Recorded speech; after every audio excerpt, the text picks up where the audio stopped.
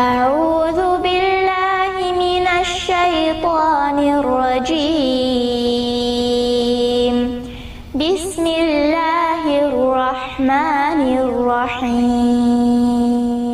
فیض الادب سبق نمبر 1۔ الحمدللہ رب العالمین والصلاة والسلام علی سید المرسلین، اما بعد فاعوذ باللہ من الشیطان الرجیم بسم اللہ الرحمن الرحیم۔ اس کا معنی ہے الحمدللہ رب العالمین، یعنی تمام تعریفیں اللہ رب العزت کے لیے جو دونوں جہان کا پالنے والا ہے، والصلاۃ والسلام علی سید المرسلین، اور درود و سلام نازل ہو سید المرسلین یعنی نبیوں کے سردار پر۔ اما بعد یعنی ہم نے حمد بھی کر لی اللہ رب العزت کی، نبی پاک علیہ السلام پر درود بھی پڑھ لیا۔ اب اس کے بعد اعوذ باللہ من الشیطان الرجیم بسم اللہ الرحمن الرحیم۔ اب اس کے بعد اس کتاب کو شروع کیا جائے گا، کیونکہ اللہ کے ذکر کے ساتھ جو کام شروع کیا جائے، اس کے نبی کے ذکر کے ساتھ جو کام شروع کیا جائے تو ان میں برکت ہوتی ہے، لیکن اگر کوئی کام ایسا ہے جو اللہ کے ذکر سے شروع نہ کیا جائے، جس میں ہمارے نبی کا ذکر نہ کیا جائے، تو پھر اس کام کی برکتیں ختم ہو جاتی ہیں۔ ایک حدیث میں آتا ہے کہ جو بھی کام اللہ کے ذکر سے شروع نہ کیا جائے تو وہ کام ادھورا ہوتا ہے۔ تو اسی لیے سب سے بہتر یہی ہے کہ اللہ کا بھی ذکر کیا جائے اور اللہ کے رسول کا بھی ذکر کیا جائے، اور اس کے بعد کسی کام کا آغاز کیا جائے۔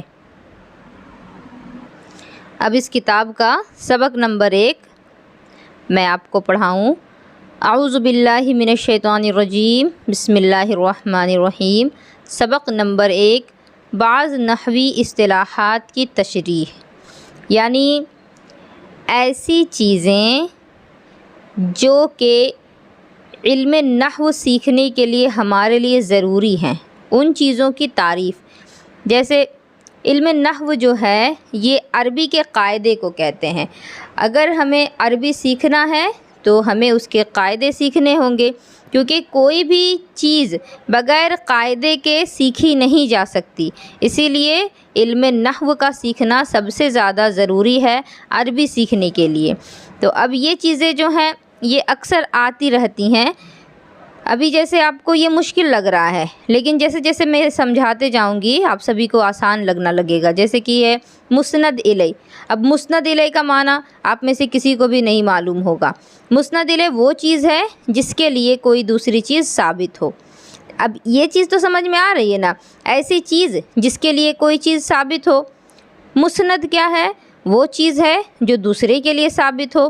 اب مثال سے آپ اس کو سمجھ لیں، جیسے زید ہوشیار ہے، اس مثال میں زید مسند الیہ ہے اور ہوشیار مسند ہے۔ دیکھیں اب مسند الیہ اور مسند کا کیا معنی ہوتا ہے؟ مسند الیہ جس کے لیے کوئی چیز ثابت ہو، یہاں کہا گیا زید ہوشیار ہے، تو ہوشیار ہونا یہ کس کے لیے ثابت ہو رہا ہے؟ یہ زید کے لیے ثابت ہو رہا ہے، تو زید ہوگا مسند الیہ، یعنی زید کے بارے میں بات کی جا رہی ہے، زید کے لیے کسی چیز کو ثابت کیا جا رہا ہے، اور جو چیز ثابت ہو رہی ہے، جو بات ہو رہی ہے، وہ ہے مسند۔ تو زید ہوشیار ہے، اس میں زید مسند الیہ ہے کیونکہ زید کی بات ہو رہی ہے، اور ہوشیار مسند ہے۔ جیسے پڑھا بکر نے، اس مثال میں پڑھا مسند ہے اور بکر مسند الیہ، کیونکہ مسند الیہ وہ چیز ہوگی جس کی طرف نسبت کی جائے گی۔ اب بکر پڑھ رہا ہے، اس کا کیا مطلب ہے کہ پڑھنے والا کون ہے؟ بکر ہے، تو پڑھنے والا، پڑھنے کی جو نسبت ہے وہ بکر کی جانب کی گئی، اس وجہ سے بکر ہوگا مسند الیہ اور پڑھنا ہو جائے گا مسند۔ جیسے دیکھا گیا چاند، اس مثال میں دیکھا گیا مسند اور چاند مسند الیہ۔ یعنی ایک چیز آسان سمجھنے کی یہ ہے کہ یہ جو 3 مثال آپ کو بتائی گئی، زید ہوشیار ہے، پڑھا بکر نے، دیکھا گیا چاند، ان تینوں میں آپ ایک چیز ڈھونڈیں، نام کو تلاش کریں۔ تو زید ہوشیار ہے، اس میں نام زید ہے، پڑھا بکر نے، اس میں نام بکر ہے، اور دیکھا گیا چاند، اس میں جو نام ہے وہ چاند ہے۔ تو جو بھی نام آپ کو ملے وہ نام ہو جائے گا مسند الیہ، کیونکہ جو چیز کسی کا نام ہے اس کے لیے ہی کام کیا جا رہا ہے، اور باقی جو کام ہے وہ مسند ہو جائے گا۔ اس کے علاوہ جملہ مسند الیہ اور مسند کے مجموعہ کو کہتے ہیں۔ جیسے زید ہوشیار ہے، پڑھا بکر نے، دیکھا گیا چاند۔ اب جملہ کیا ہے؟ جملہ یعنی کوئی بات جو مکمل ہے۔ اگر صرف زید ہوگا تو زید کو ہم جملہ نہیں کہہ سکتے، صرف چاند ہے تو صرف چاند کو بھی جملہ نہیں کہہ سکتے۔ جملہ کا معنی تو یہی ہوگا نا کہ کوئی بات جب مکمل ہو جائے۔ جیسے میں آپ کو پڑھا رہی ہوں، یہ بات ایک مکمل بات ہے تو یہ اس کو ہم جملہ کہہ سکتے ہیں، لیکن پڑھانا، لکھانا، اٹھنا بیٹھنا اس کو جملہ نہیں کہیں گے۔ مبتدا وہ اسم ہے جو لفظی عامل سے خالی اور مسند الیہ ہو، یعنی اس کو آپ سمپل آسان الفاظ میں یہ سمجھیں، مبتدا بنا ہے ابتدا سے، اور ابتدا کا معنی ہوتا ہے اسٹارٹنگ یعنی شروعات۔ تو جو چیز شروع میں آ رہی ہے اس کو ہم نارملی مبتدا کہتے ہیں، لیکن آگے جیسے آپ زیادہ پڑھتی جائیں گی تو مبتدا کو اچھے سے سمجھ جائیں گی۔ جیسے یہ کہا گیا ہے وہ اسم جو لفظی عامل سے خالی اور مسند الیہ ہو، اس کو آپ اس وقت سمجھیں گی جب کچھ قاعدے پڑھ لیں گی، کیونکہ مبتدا کا معنی تو ہے کہ جو چیز شروع میں آ رہی ہے، لیکن ہمیشہ شروع میں نہیں، کبھی کبھی بعد میں بھی آ جاتی ہے۔ جیسے آپ کو یہاں بتایا گیا کہ مسند الیہ ہو، تو مسند الیہ ابھی ہم نے پڑھا، آپ یہاں دیکھیں زید ہوشیار ہے، یہاں زید کو مبتدا کہیں گے تو یہ چلے گا کیونکہ زید مسند الیہ ہے، اور یہاں آپ نے دیکھا مبتدا کے لیے کہا گیا ہے کہ مسند الیہ ہو۔ اسی طرح اگر پڑھا بکر نے تو اب بکر کو ہم نے مسند الیہ بنایا اور بکر جو ہے یہ بیچ میں آ گیا۔ اسی طرح دیکھا گیا چاند کو ہم نے مسند الیہ بنایا اور چاند آخر میں آ گیا۔ تو یہ بات ابھی شروع میں آپ کو اس لیے بتا رہی ہوں تاکہ آپ کے لیے مشکل نہ ہو، بس آپ مبتدا کو اتنا ہی ابھی سمجھ لیں کہ وہ شروعات میں آتا ہے، اور مبتدا مسند الیہ ہے، اور مسند الیہ جو ہے وہ شروع میں بھی آتا ہے، بیچ میں بھی آتا ہے، آخر میں بھی آتا ہے۔ جب آپ زیادہ قاعدے پڑھنے لگیں گی تو آپ کو سمجھ میں آ جائے گا کہ شروع میں کون آ رہا ہے، بیچ میں کون آ رہا ہے، آخر میں کون آ رہا ہے۔ تو فی الحال جو لکھا ہے اسے یاد کرنا ہے۔ وہ اسم ہے، اسم کا معنی نام، مبتدا وہ نام ہے جو لفظی عامل سے خالی اور مسند الیہ ہو۔ خبر وہ لفظ جو لفظی عامل سے خالی اور مسند ہو۔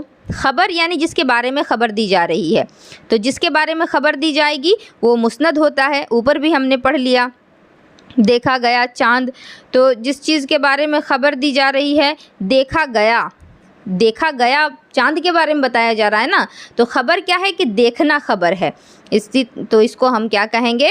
خبر کہیں گے۔ جیسے زید نمازی ہے، اس مثال میں زید مبتدا اور نمازی خبر ہے، کیونکہ زید کے لیے کس چیز کی خبر ثابت ہوئی؟ نمازی ہونے کی خبر ثابت ہوئی۔ اسی طرح رفع ضمہ الف اور واو کو کہتے ہیں۔ رفع یعنی کہ اگر اس کو نارمل سمجھے تو رفع کا معنی ہوتا ہے پیش، لیکن پیش میں صرف ضمہ ہی آئے گا، لیکن ابھی ہم آپ کو عربی کا قاعدہ پڑھا رہے ہیں تو اس میں رفع کا الگ معنی ہے۔ رفع کا معنی ہے ضمہ بھی ہوتا ہے یعنی پیش بھی ہوتا ہے، الف بھی ہوتا ہے اور واو بھی ہوتا ہے، ان تینوں کو رفع کہتے ہیں۔ فی الحال یہ چیزیں یاد رکھیں، یہ چیزیں آگے آپ کو بہت کام آئیں گی۔ مرفوع وہ اسم ہے جس پر ضمہ یا الف یا واو آئے، جیسے المسلم۔ اب آپ کو یہ چیز سمجھ میں آئے گی، یہ جو میں نے کہا رفع ضمہ الف اور واو کو کہتے ہیں، اور مرفوع جس پر ضمہ الف اور واو آئے، جیسے المسلم۔ میم پر دیکھیں پیش ہے، میم پر پیش ہے تو یہ ضمہ کے لیے ہو گیا یعنی پیش کے لیے ہو گیا۔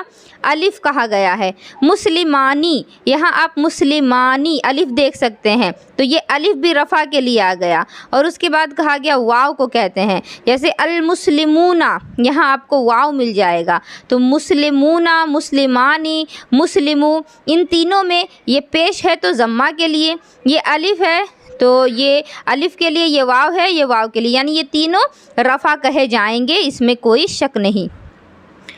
اسی طرح ابو زیدن میں اب ابو میں واو دیکھیں آپ، اور واو ضمہ کے لیے ثابت ہوا، رفع کے لیے ثابت ہوا، تو رفع اگر کہا جائے حالت رفع میں ہے، حالت نصب میں ہے، حالت جر میں ہے، یہ چیزیں آگے آپ کو پڑھنے میں ملیں گی۔ تو رفع جب کہا جائے تو آپ کو خیال کرنا ہے کہ کہیں پیش تو نہیں ہے آخر میں، کہیں الف تو نہیں ہے اور کہیں واو تو نہیں ہے۔ اگر ایسا آئے تو آپ سمجھ جائیں کہ یہ جو ہے رفع کہا جائے گا۔